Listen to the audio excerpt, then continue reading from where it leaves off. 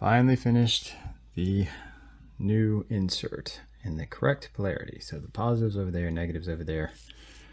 And we're happy about that. Man, it was a pain in the neck.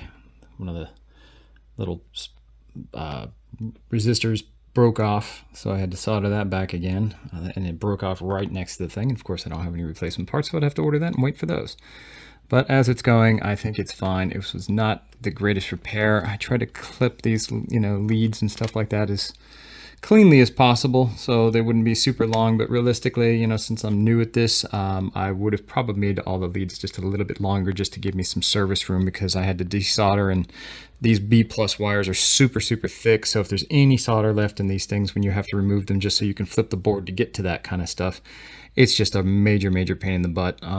So just be aware, maybe make your leads just a little bit longer and then kind of twist them together if you're fairly new, just in case you have a mistake like I made and you had to do it again.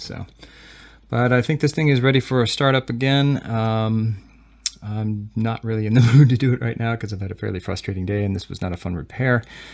So I'm just going to come back to this when I'm a little bit better set mind, because I don't want to go through this and rush it. So anyways, that's my advice. Well, I am pleased, more than I can even imagine, to report that this amplifier is working fantastically.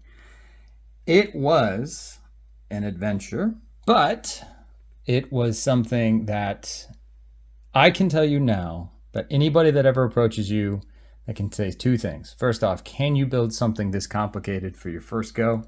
Yes, you can. Can you do it alone with no experience at all? I doubt it.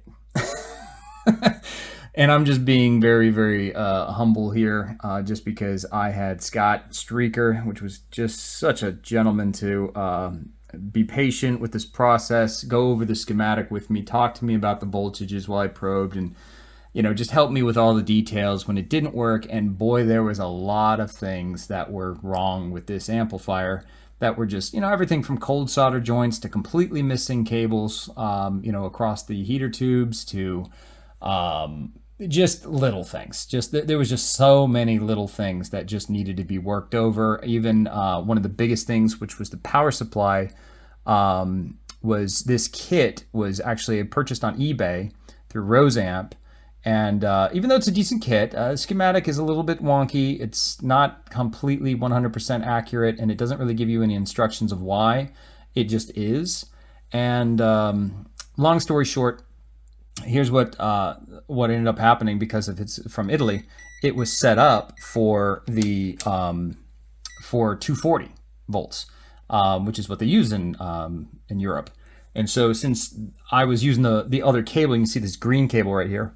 Excuse me. Excuse me. The green cable right here that's going to the power source, that was being used from, I think, a blue one. So the blue one was actually for 240, and then the green one was for 120. So anyways, I had to swap that. That was a fairly easy fix. I didn't have to do very much, just pull that away. But anyways, that being done, there was some cold solder joints here and there. As we checked all the values, made sure all those were correct. But he was able to associate that since the values were supposed to be much higher, he figured that was it. So my point is if you don't know what you're supposed to be getting at the end when you're testing this thing, he even helped me with building the bulb limiter, which works fabulously. This was a 200 watt, and it works perfectly fine. We'll go into detail about that later on a different part of the video. But anyways, long story short, Scott walked me through the entire thing, really gave me the confidence just to get in there, and he stuck with me for 4 hours just until this thing actually started getting sound, and we played through it, and it works great. So he also, the last thing, and I'm going to show you in a second, but the last thing was how to bias the tubes, and I fully understand how to do that now. So what I have over here, and I'll show you in a second, after I clip this video off, but I just want to say, super Scott, you rock. Check him out, and check out his amps, because he's brilliant. Very, very good dude.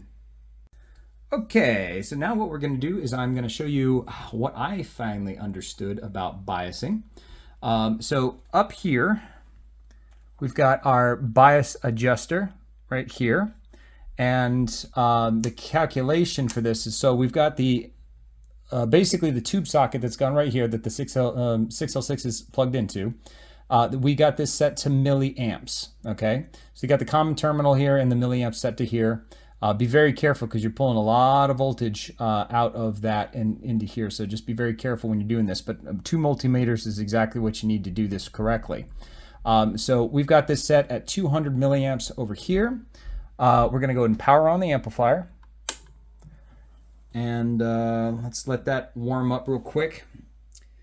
And the first tube we got something like 15 watts, and we can bring it up to whatever, but it basically anywhere from 15 is the lowest minimum that you'd want for this particular circuit, and the highest you'd want is 21.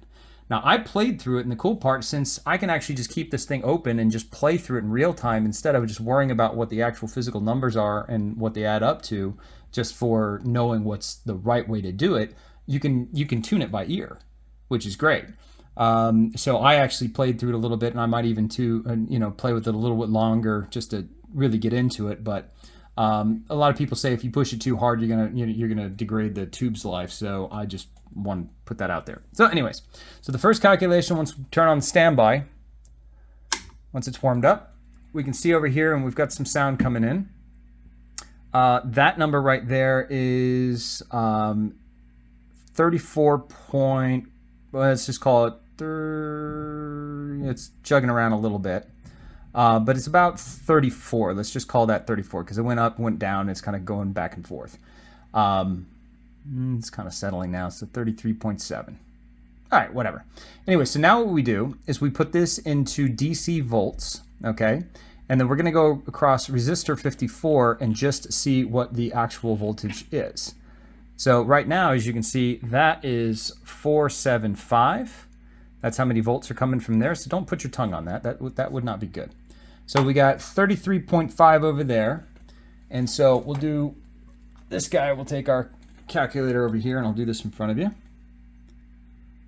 Let's see here. Where's my calculator? All right. So let's go ahead and take the first number for Ohm's law, and we're going to take the voltage. Let's make sure we get that again.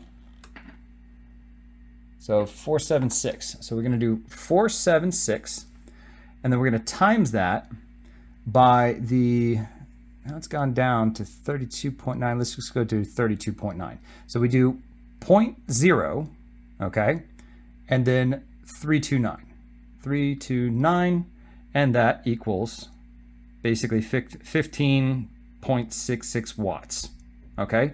So we are at a fairly low amount of wattage from what we can do. And again, I can come over here and I can turn this up, and this particular tube I think was drawing a little bit less, but you can see over here I'm going to just turn this up just a tiny bit, and you can see how now it says 34.9. I'll check the voltage again, and it's 474. All right, so we'll clear that out. Do 474 times 0.0348. And now, because I raised it, now it's at 16.49 watts. So that little tiny turn did bring it up basically a watt. So that's how we actually get those numbers. And so once we swap out the tubes, and this is how I'm doing it, I'm just actually, now that I've got that last one down, I go ahead and turn off the standby, and we go ahead and turn off the amplifier. Don't touch anything in here. Now I'm doing this because I've already done this. I'm just rotating the tubes, because instead of pulling the tube socket out and just putting it in all the different spots, I'm actually just doing it per tube. And I don't know if that's the correct way. It may not be, because it may have to do more with these guys, but I don't know if it's really relevant because it's still the bias for that. So I'm just kind of like, these tubes are a little warm. Oh yeah, that's hot.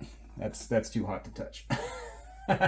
So I might have to let that cool down for a second. But essentially what I'm going to do is I'm going to move the one from here. I'm going to pull this tube from this, basically it's the first tube. I'm going to take that one out because I've already tested these two. I've just now tested this one, so the last one I need to do is just pull this one out, swap that, and then I can pull the tube out and it's ready to go. So again, I've got my alligator clip for the ground, touching the actual ground here to get the voltage from there. Keep in mind this amplifier is off, and I'll just give you an example.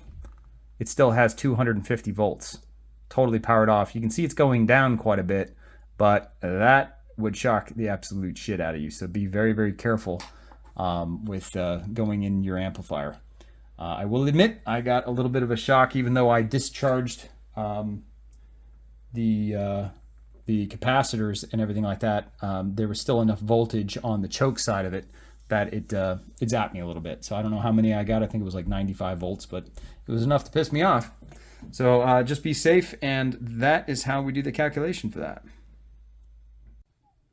All right, so this is the kind of completion idea. This is a 200 watt incandescent light bulb gone into our limiter. So this is just to explain how this actually works. So this is the power cable from the physical amp. Okay, now I've already done the startup procedure with this, but before we do that, we've got this cable plugged into this box right here. So as soon as I turn this switch on, it's powered. Okay, so we've got power going to this, but the light is doing nothing, because a circuit has to be completed through the front part of this jack before that happens. So if I actually come over here, I should be able to plug it in and nothing happens, because the circuit has to go through basically both sides for it to actually work as the limiter. So what I'm gonna do now, I'm just gonna go ahead and turn this off for just a second, and I'm gonna show you what this is supposed to do if it is done correctly. So again, the amplifier is actually plugged in now. I'm gonna go ahead and turn this on, and you've got no power. So the first thing I'm gonna do is I'm gonna hit the power switch, and you're just gonna watch the bulb, and it goes bright, and then it dims a bit. So what that does is it's still a little bit dim. Yeah, it's pretty much off now. Now keep in mind, this is a 200 watt light bulb, and this is a 100 watt amp. So currents and voltages are gonna vary and stuff like that. And I have a 300 watt, which I showed you guys before, that it draws a lot. So this is a much more accurate, and it's also a very safe bulb. So 200 is actually pretty good. So now that it's empowered, I'm gonna go ahead and hit the standby. And now, there you go. So you saw how gradually it brought up, and that's how you can work in your capacitors over time and stuff like that. So this bulb limiter. Now, I can play through this amplifier with this, but it probably won't sound proper. And let me go ahead and pause the video. Okay, so we're back. So we've got our guitar playing, and it sounds like crap. You can turn it up a bit.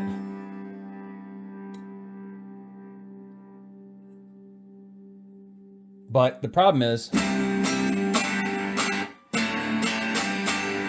the limiter itself is soaking so much voltage away from this that it's basically not working out right. So this is really just a gradual thing. You don't want to leave your amp plugged into this thing and play through it. This is just to make sure that the bulb and the limiter is actually working, so it gradually tests these things. So if there was going to be a direct short and this thing goes super bright and it stays on, then you'd know you'd have a direct short. That was weird. Heard a sound behind me as soon as I did that. Freaked me out. But anyway, so let me show you real quick. Let me plug it into the wall or direct power, and you'll hear the exact same settings. I'm not going to change anything on the amp.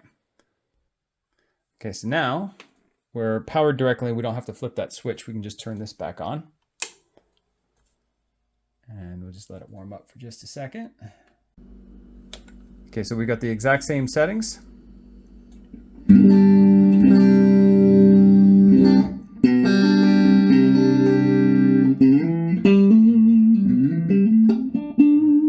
See, it sounds great. So that's how much that thing is actually soaking the information out of the soaking the voltages out of the amplifier when that thing's engaged. So it is a safety mechanism, but that's how it's essentially supposed to work. And now you can actually hear what it sounds like plugged into this thing and without. So that has a little bit to do with what biasing tubes does, which is if they're too low, they're going to sound nasty.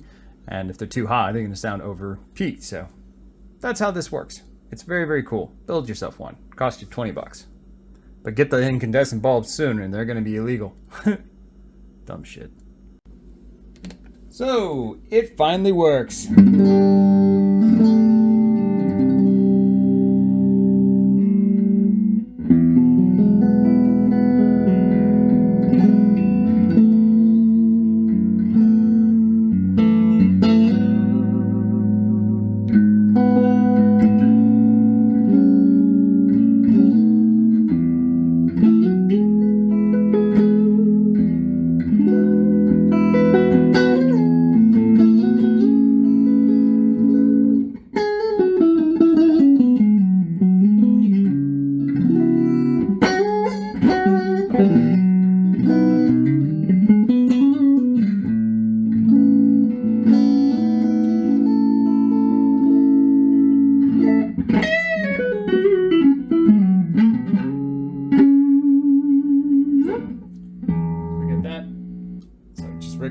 channel. Our distortion.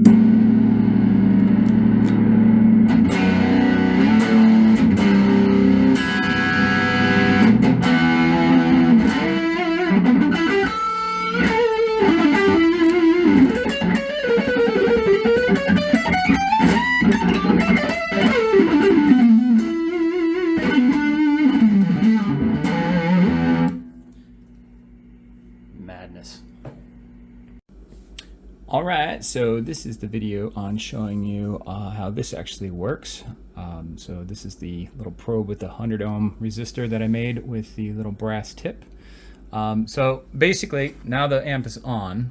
Standby is not on, but we'll just go ahead and test the voltage, DC voltage. So we got 517 volts right there.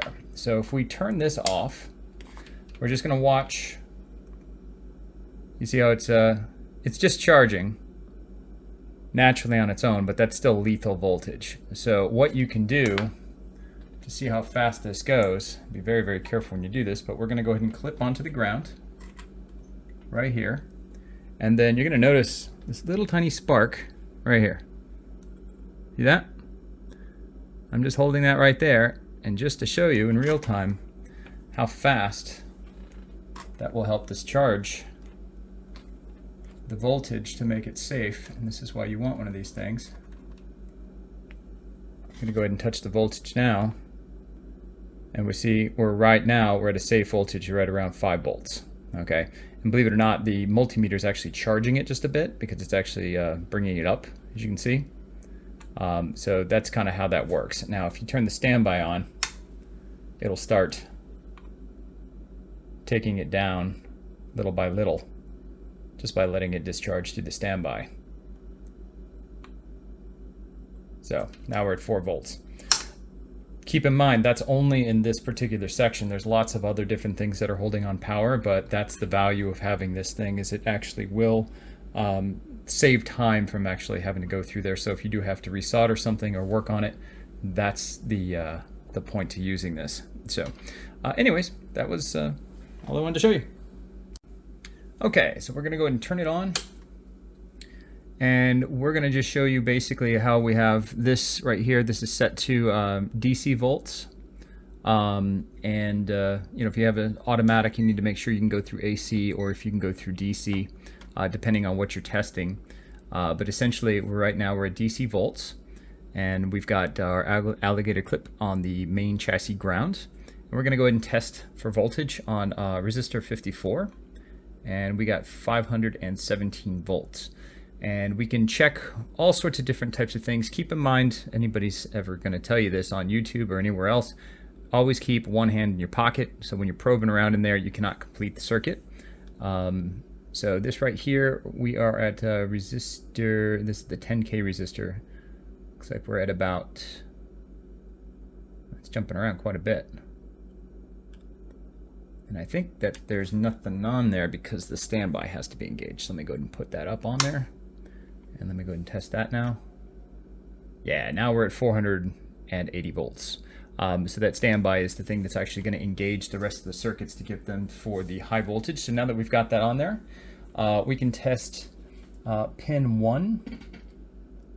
And we've got 230 volts. Pin 2, we've got basically, you know, next to nothing, which is what you're supposed to have.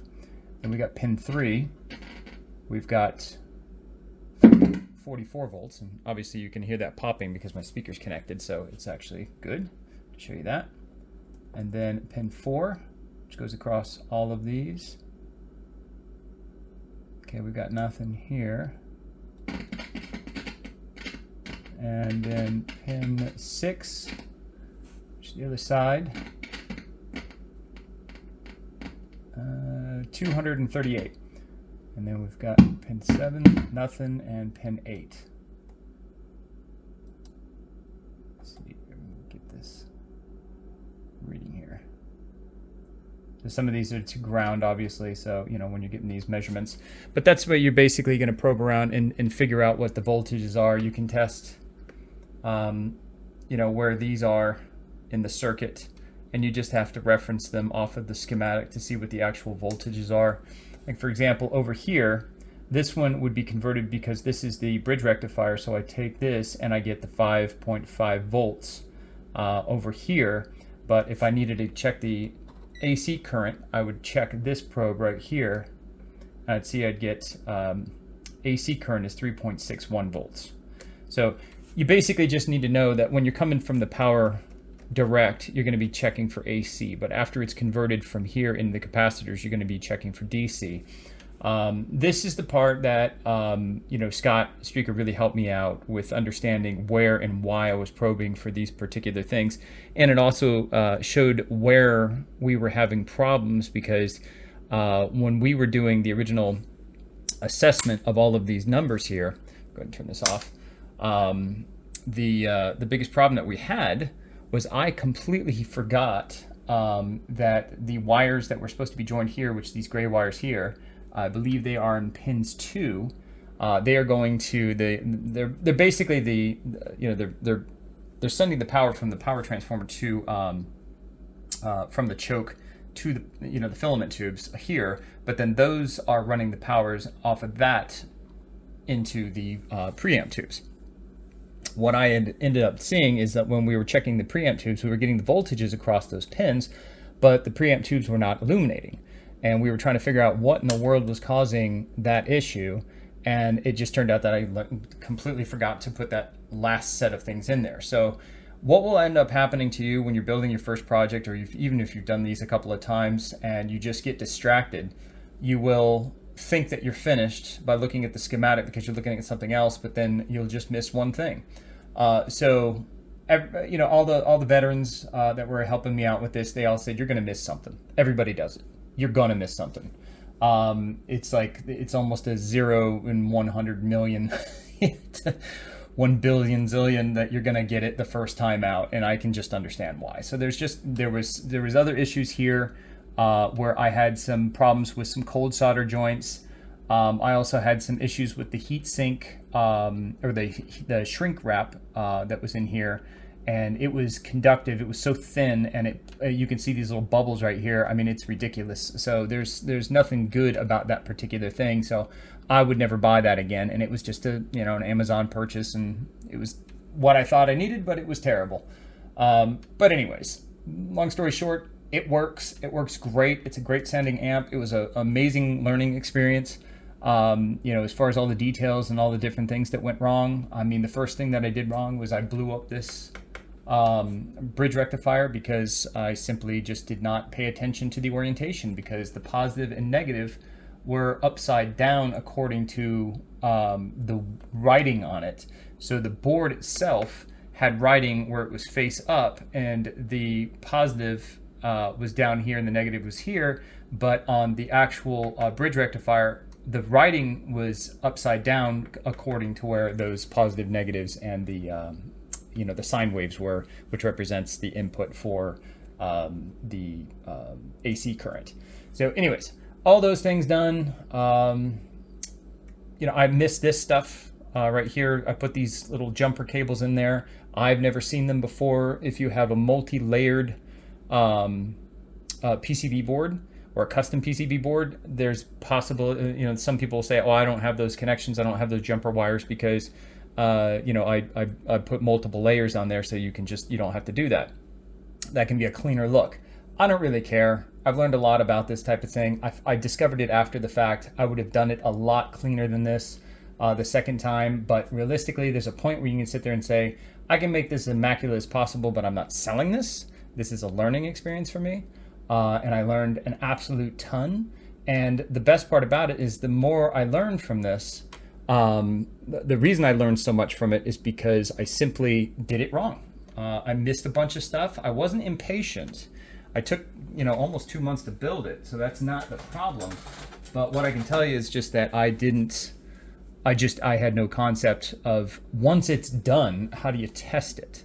So I can't be the one to really tell you how to do that at this point in the game, because I really am still a novice, and I need to build a few more of these, and I still need to reference the original schematic. And again, I was building this thing, I was building it not off of this. This is how you test it. This is how you can verify the voltages and you can see what you run. So when Scott was actually helping me, he was actually referencing this to where he's like, you know, check and see if R54 has got X voltage.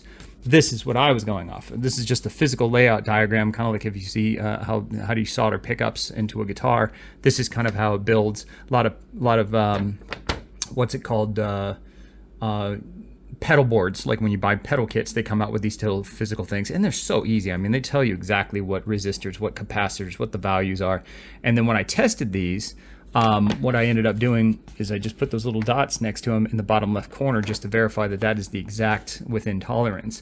But if there was any other weird things, I wrote down the differences of what they were. So this can work for you. It can be a little bit confusing. There's some things that just simply don't match.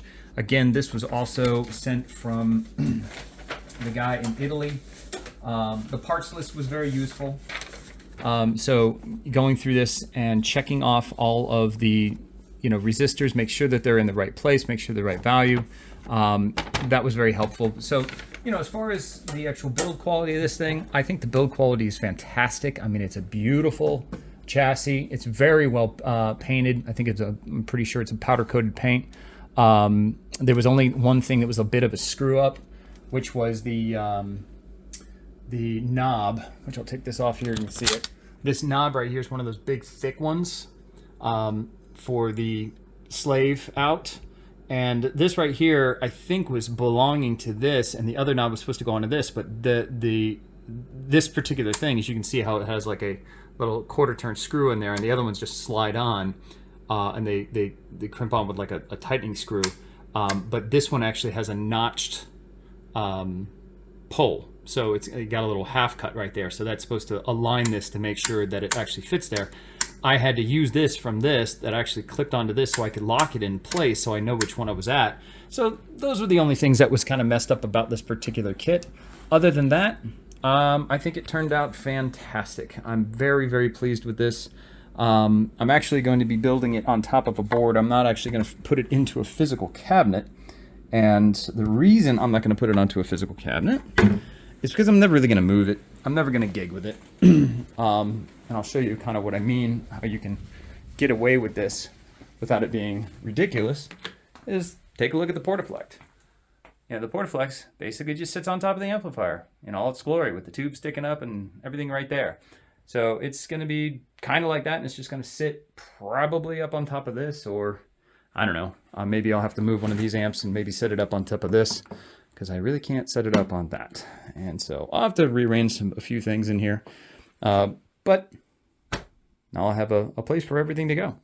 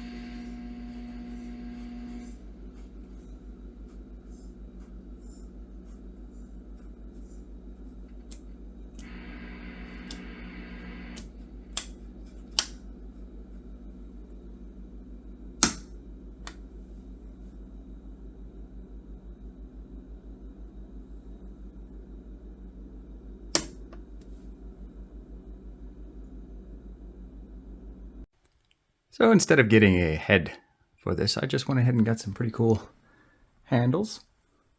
It's got some leather on them, nice brass, so it's just like got a handle so I can pick it up if I have to. But I like leaving this thing just open like this. It looks pretty freaking rad. And I just put some copper tape. It's basically for a Faraday cage, but it's actually not going anything past this little lip, so there's no way of it conducting anything. So there's no shock hazard there. I did test that. It does have continuity because it's pure copper, but it looks pretty slick. I like it. So that's an easy way to just make a tray out of it, and costs nothing.